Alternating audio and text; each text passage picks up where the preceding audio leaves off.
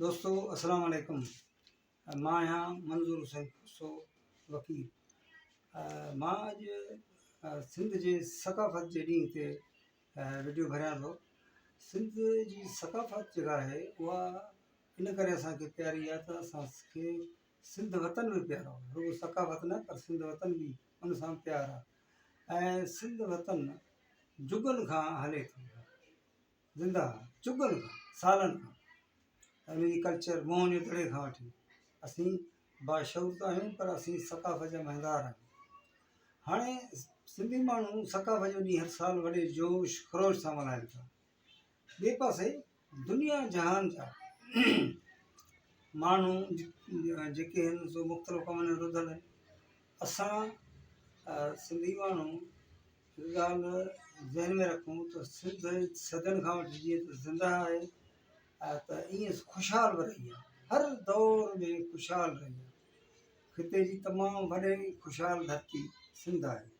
हिन खे वॾो एरिया जो समुंड आहे। पुराणे दौर में 4-5 पोर्ट हुया, बंदर हुया, जीअं केटी बंदर हो, अली बंदर हो, कराची बंदर लॻी आहे, पोर्ट कासिम आहे। हाणे सिंध जी ख़ुशहाली जो नतीजो इहो निकिरे थो त पाकिस्तान जे समूरनि सूबनि जा माण्हू हिते अची पंहिंजे रोज़गार जी तलाश कनि था। ऐं पंहिंजे सूबनि में जेकॾहिं पंहिंजी हुकूमत ते ज़ोर ॾियनि त उते बि रोज़गार थी सघे थो, पर ईअं कोन्हे।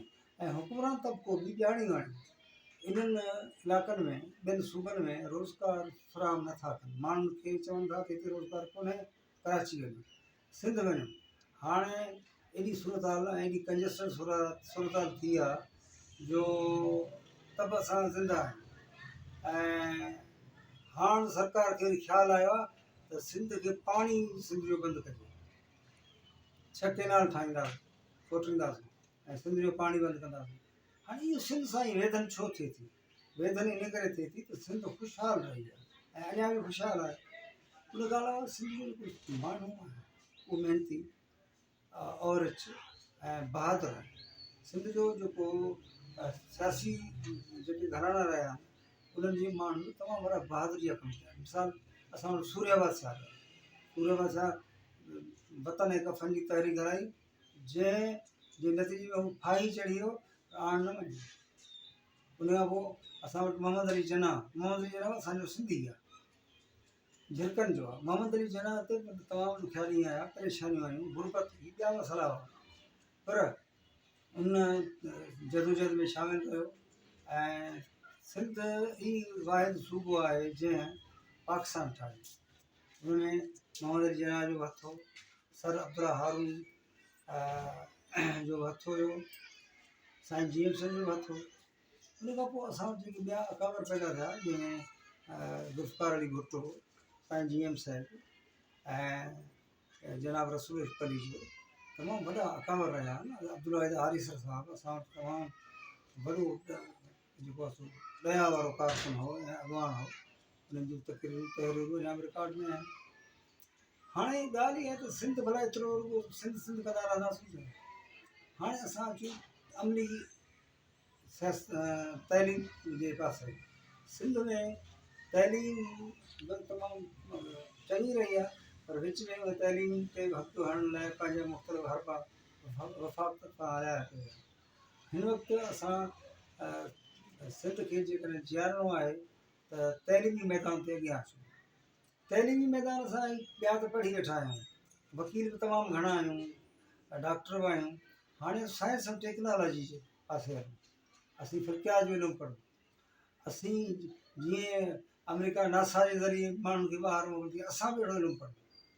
ऐं साइंस और टेक्नोलॉजी दौर आहे। ऐं हथरादू जेका आहे जेका मतिलबु जेका सियासी जदोजहद आहे उन में असां अॻिते वधूं त जीअं हथरादू ॾिसण जा जेके मसइला पैदा थियनि था उन्हनि खां हथु खणी सघूं, उन्हनि खे मुंहुं ॾेई सघूं। त साथियो, अॼु मां हुकूमराननि खे, पंहिंजे पाकिस्तान जे हुकूमराननि खे हिकिड़ी तजवीज़ ॾियां थो या मुतालबो कयां थो त महिरबानी करे पाकिस्तान जे ॿियनि सूबनि खे जे माण्हुनि खे बि उते रोज़गार, सभु जा सभु माण्हू हिते अचनि, इहो नामुनासिबु आहे। ऐं उते तव्हां रोज़गार ॾियो त जीअं हू उते ख़ुशि रहनि हिते घुमणु फिरणु अचनि जीअं असीं बि घुमणु फिरणु वञूं। सो अॼु सकावत ॾींहुं आहे, सकावत जे ॾींहं ते असां सभु गॾु थिया आहियूं।